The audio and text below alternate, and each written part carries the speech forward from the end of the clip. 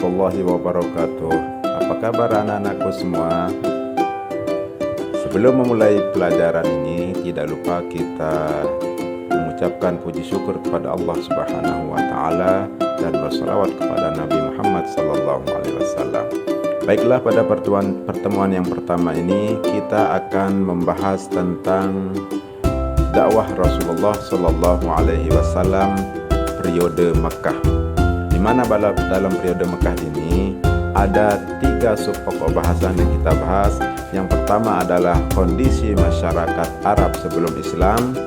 Yang kedua, misi dakwah Nabi Muhammad SAW. Yang ketiga adalah metode atau pola dakwah Nabi Muhammad SAW di Mekah. Dan yang keempat, bagaimana reaksi masyarakat Mekah dalam menghadapi dakwah Rasulullah SAW. Baiklah, kita langsung pada topik yang pertama, kondisi masyarakat Mekah atau kondisi masyarakat Arab sebelum Islam. Kondisi masyarakat Arab sebelum Islam dikenal dengan masa jahiliyah atau kebodohan.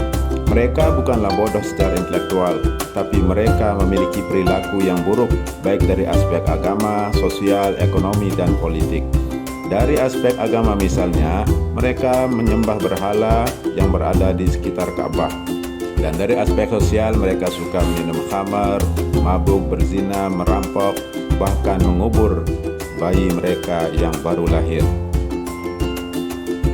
Dari aspek ekonomi, mereka mempraktikkan riba dengan cara menjual barang dengan harga yang tinggi untuk mendapatkan keuntungan yang besar. Di satu sisi, masyarakat Mekah memiliki karakter positif, antara lain pemberani, memiliki fisik yang kuat, daya ingat yang kuat, serta loyalitas terhadap pemimpin. Sebagian besar dari masyarakat Mekah berprofesi sebagai pedagang, petani, dan peternak. Mereka melakukan perniagaan ke Syam di musim dingin dan pergi ke Syam di musim panas. Yang kedua adalah misi Nabi Muhammad SAW sebagai rahmatan lil alamin, yaitu yang pertama mengajarkan kepada manusia tentang akidah dan larangan menyembah selain Allah.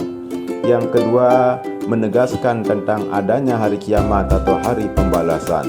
Yang ketiga, mengajarkan akhlak terpuji dan melarang berbuat kemungkaran. Dan yang keempat, mengakui dan melindungi hak asasi manusia. Artinya dalam ajaran Islam tidak ada pembedaan status sosial di mata Allah Subhanahu wa Ta'ala. Setelah menerima wahyu dari Allah Subhanahu wa Ta'ala dan penegasannya sebagai Rasul, maka Nabi Muhammad SAW mulai mendakwahkan agama Islam, dimulai dari keluarga terdekat dan para sahabatnya. Di antara mereka yang pertama-tama menerima ajaran Islam adalah Khadijah sang istri tercinta, Ali bin Abi Thalib sang sepupu, Abu Bakar As-Siddiq, Utsman bin Affan, dan para sahabat yang lainnya.